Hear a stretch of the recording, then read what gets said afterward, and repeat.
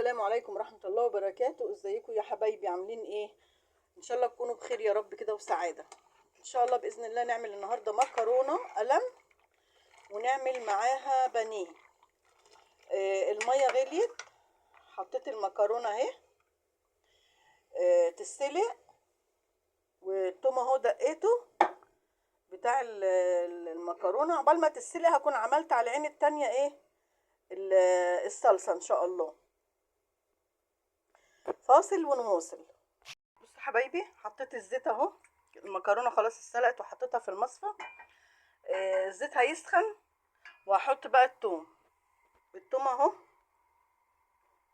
والصلصه اهي عملتها في الخلاط. هحمر التوميه واحط الطماطم عليها وارجع لكم. التومه اهي يا حبايبي هتصفر بس كده.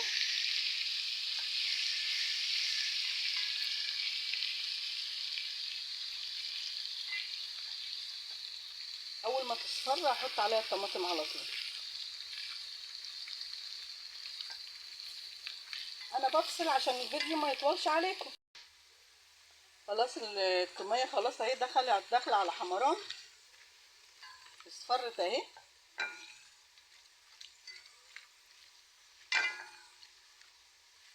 التوم لسه طري فبياخد وقت قبل ما يتحمر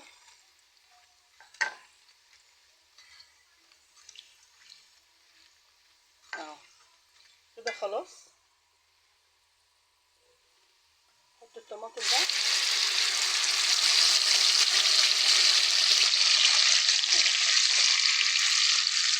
هقلبها لحسن ده ترجع على التليفون وارجع لكم.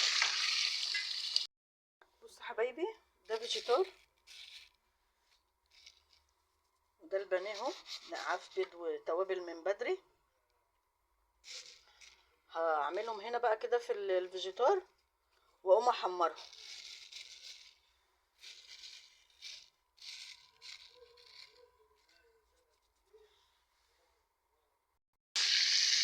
البانيه اهو يا حبايبي، البانيه اهو خلاص اتحمر اهو.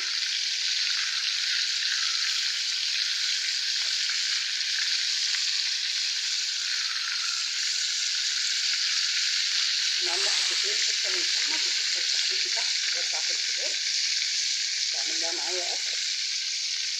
فاصل ونواصل. الاكل اهو يا حبايبي، ده باذنجان مخلل وخيار، ودي المكرونه وده البانيه اهو. نسخن بقى معاهم رغيفين عيش وهنقعد ناكل.